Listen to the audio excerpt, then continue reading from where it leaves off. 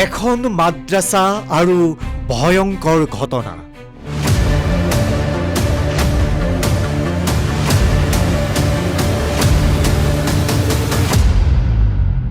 যিখন মাদ্ৰাছাত কোৰাণ নাথাকে, দিয়া নহয় ধৰ্মীয় শিক্ষা। য'ত কণ কণ ছাত্ৰ ছাত্ৰীক শিক্ষা দিয়া হয় অশ্লীলতাৰ। মোবাইল আমাৰ CDSP ছাৰে চেজ কৰাৰ পিছত সেইটোত পাইছে পৰ্ন ভিডিঅ' পাইছে।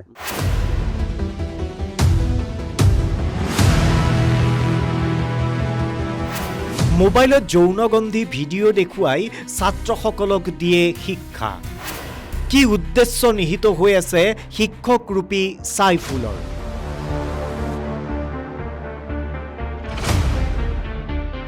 এটা প্ৰজন্মক এই ধৰণৰ শিক্ষা দি কিহৰ বাবে সাজু কৰিছে তেওঁলোকক?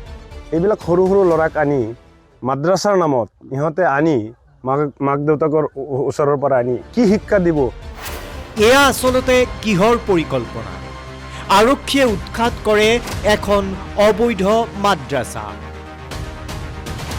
লাহৰীঘাটত আৰক্ষীয়ে উৎখাত কৰিলে এখন অবৈধ মাদ্ৰাছা। উৎখাত কৰা অবৈধ মাদ্ৰাছাখন লাহৰীঘাটৰ টেঙাগুৰিত। স্থানীয় ৰাইজৰ অজ্ঞাতে দুই এজনে চলাই আছিল এই মাদ্ৰাছাখন। নিশা লাহৰীঘাট সমজিলা আৰক্ষী অধীক্ষক ডক্টৰ দিগন্ত বৰুৱাৰ নেতৃত্বত যোৱা এটি আৰক্ষীৰ দলে জুগুনি বিলত উপস্থিত হোৱাৰ লগে লগে মাদ্ৰাছাত থকা 15টা শিশু কিশোৰ দৌৰি পলায়ন কৰিব বিচাৰিছিল। কিন্তু স্থানীয় ৰাইজৰ সহযোগত শিশু কিশোৰকেইটাক উদ্ধাৰ কৰে। মাদ্ৰাছাৰ বৈধতাৰ প্ৰমাণ পত্ৰ দেখুৱাব নোৱাৰাত শিক্ষক ছাইফুল ইছলামক আৰক্ষীয়ে আটক কৰে। আৰক্ষীয়ে মাদ্ৰাছাত থকা শিশু কিশোৰ আৰু শিক্ষকৰ মোবাইলত অশ্লীল ভিডিঅ' উদ্ধাৰ কৰে। এই শিশু আৰু কিশোৰসকলক শিক্ষক ছাইফুলে দিছিল যৌন শিক্ষা। কিশোৰ আৰু শিক্ষকৰ মোবাইলত অশ্লীল ভিডিঅ' উদ্ধাৰ হোৱাত হতচকিত হৈ পৰে আৰক্ষী।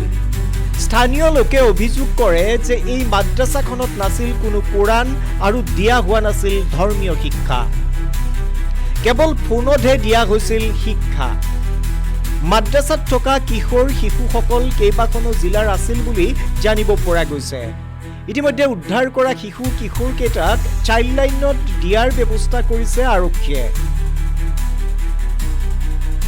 অবৈধ মাদ্ৰাছা উৎখাত কৰাত স্থানীয় ৰাইজে আৰক্ষীক ধন্যবাদ জ্ঞাপন কৰে। এইটো মাদ্ৰাছা নহয় একচুৱেলি। জানো আমাৰ যিটো ধৰ্মীয় শিক্ষা তাত কোৰাণ থাকিব লাগিব, হাদিছৰ বহি থাকিব লাগিব। এইখন মাদ্ৰাছাত অহাৰ পিছত আমাৰ প্ৰশাসনে বা আমি ৰাইজে একোৱে পোৱা নাই। এটা ধৰ্মীয় কিতাপো পোৱা নাই বা এটা আমাৰ জেনেৰেল শিক্ষাৰো কিতাপ পোৱা নাই। দুটাৰ মাজত এটা হ'ব লাগে, কিন্তু এটাও নাই ইয়াত বোলে কিবা অনলাইনত কিবা মোবাইলৰ পৰা শিক্ষা দিয়ে। যিটো মোবাইল আমাৰ CDSP ছাৰে চেজ কৰাৰ পিছত সেইটোত পাইছে পৰ্ন ভিডিঅ' পাইছে। এইবিলাক সৰু সৰু ল'ৰাক আনি মাদ্ৰাছাৰ নামত ইহঁতে আনি মাক দেউতাকৰ ওচৰৰ পৰা আনি কি শিক্ষা দিব? এইটোত লাষ্টত গৈ এইটো ল'ৰা ছোৱালী কি হ'ব এইটোতো আমি কোনো গম নাপাওঁ। মাদ্ৰাছাৰ যিটো পবিত্ৰ শিক্ষা, এই শিক্ষাটোৰ প্ৰতি প্ৰত্যাহ্বান অনা নাই নে? প্ৰত্যাহ্বান আনিছে। সেইকাৰণেতো এইটো উৎখাত হ'ব লাগে, এইটো উচ্ছেদ হ'ব লাগে, এইটো ভাঙি দিব লাগে। আমাৰ নিজৰ মতে, আমাৰ ৰাইজৰ মতে এইটো ভাঙি দিব লাগে। আৰু এনেকুৱা যদি আৰু ক'ৰবাত তাত মাদ্ৰাছা আছে সেইটোও ভাঙিব লাগে।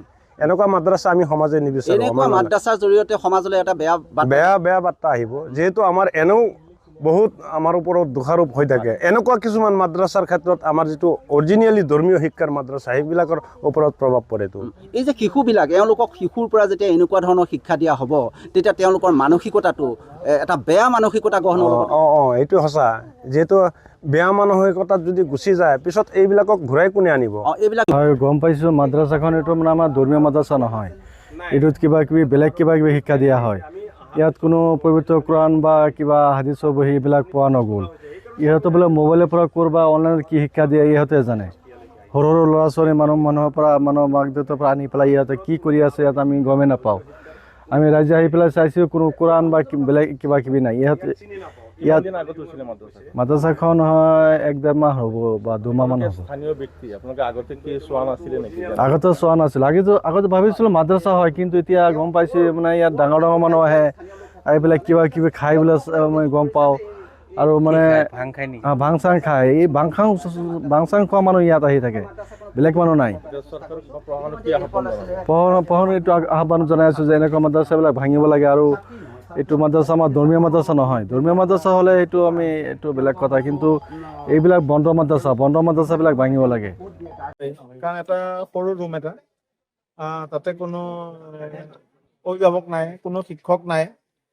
এজন বিশেষ ব্যক্তিয়ে বিভিন্ন ডিষ্ট্ৰিক্টৰ পৰা সৰু ল'ৰা ছোৱালী, আপোনাৰ কিছুমানৰ বয়স 8 বছৰ, 7 বছৰ, 12 বছৰ, ছোৱালী নহয় কেৱল ল'ৰা, ৰাখি ধৰ্মীয় শিক্ষা দি আছে বুলি ৰাইজে মানে গম পাইছিলে, আমাক জনাইছিলে। আৰু আমি অহা দেখি তেওঁলোকে পলালে, সেইটোৱে কথা। আৰু এই ল'ৰা ছোৱালীখিনি একদম কম বয়সৰ, ল'ৰাখিনি একদম কম বয়সৰ। এতিয়া যিহেতু এখন ইলিগেল এতিয়া চিষ্টেমটো ইলিগেল, এনেকে কোনো ল'ৰাক বিশেষকে বা সৰু মানে কণমানিসকলক এনেকে অবৈধভাৱে ৰখাটো কোনো আইন নাই।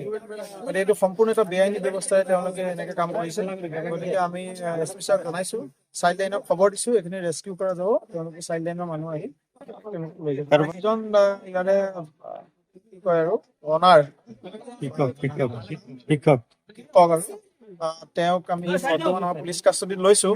পুলিচ কাষ্টডিত লোৱা 2-3টা কাৰণ আছে। এটা কাৰণ আমি দেখিবলৈ পালোঁ, তেওঁ যেতিয়া মোবাইলটো আমি চাৰ্চ কৰিছিল, তেওঁ দেখিলোঁ বহুতখিনি পৰ্ণগ্ৰাফিক মেটেৰিয়েল আমি পোৱা গৈছে। আৰু সৰু ল'ৰা 2টামানৰ যি মোবাইল পাইছিলোঁ, তেওঁৰ সেই ল'ৰাবিলাকৰ মোবাইলতো পৰ্ণগ্ৰাফি ভিডিঅ'ই ভৰি আছে। গতিকে আমাৰ সন্দেহ হয় ইয়াত কোনো ভাল শিক্ষাৰ কাৰণে ৰখা নাই। ধৰ্মীয় শিক্ষা ব্যৱস্থাৰ নামত তেওঁলোকে অন্য কিবা শিক্ষাহে দিছে নেকি, আমাৰ সন্দেহ হৈছে। গতিকে এনে অনুষ্ঠান বন্ধ কৰিব লাগিব। গতিকে আমি আইনমতে যিখিনি কৰণীয় আছে সেইখিনি কৰিম। শুনা পাইছোঁ যে ইয়াত মাদ্ৰাছা এটা খুলিছে নতুনকৈ, কিন্তু আমি শুনা পাই জানিলোঁ যে কালি 8টা বজাত আজি মিটিং এটা হৈছে আমাৰ মাদ্ৰাছা ফিল্ডত। মিটিং হৈ যে সিহঁতে কথা বতৰা পাতিছোঁ আমি সিহঁতৰ লগত, আমাৰ ধৰ্মৰ লগত মিলা নাই সিহঁতৰ সেইটোৰ যিটো শিক্ষা ব্যৱস্থা, এইটো আমাৰ ধৰ্মৰ লগত শিকা নাই। আৰু সিহঁতৰ মোবাইলত কিবা আপডেট দি কিবা ফটো চটো কিবা দেখাই ল'ৰা ছোৱালীক অশ্লীল ভাষা শিকাই, এনেকুৱা শিকাই আছে সিহঁতক, আমি শুনা পাইছোঁ। কি ক'ব যেতিয়া পুলিচে এইটো উৎখাত কৰিলে, ভাল পাইছে নে আপোনালোকে? স্থানীয় আমি ভাল পাইছোঁ, আমাৰ স্থানীয় মানুহে ভাল পাইছে, আমাৰ ৰাইজে ছাপোৰ্ট কৰিছে, যা মানুহ আছে চব মানুহে ছাপোৰ্ট কৰিছে। আৰু এইটো ভাঙি দিব লাগে। আৰু এইটো কোনো কাগজ পাতি নাই। এটা মাদ্ৰাছা খুলিলে কিবা ৰাস্তা লাগে বা কি লাগে, কোনো ৰাস্তা নাই, কোনো ৰাস্তা ঘাট নাই। এণ্ডাৰত মাদ্ৰাছা পঢ়ায়, ইয়াত কোনো কাৰেণ্ট নাই, কোনো নাই। মানে ইহঁতে মাদ্ৰাছা পঢ়ায়, কি পঢ়ায় সিহঁতেই জানে, আমাৰ মানুহে নাজানে।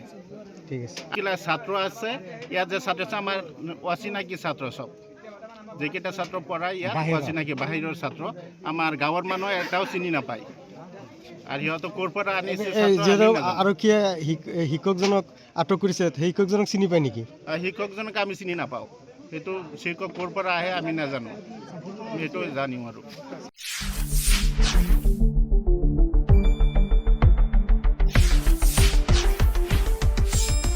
শুদ্ধ আৰু বিস্তৃত বাতৰিৰ বাবে চাই থাকক নিউজ ডেস্ক ৰিপৰ্ট।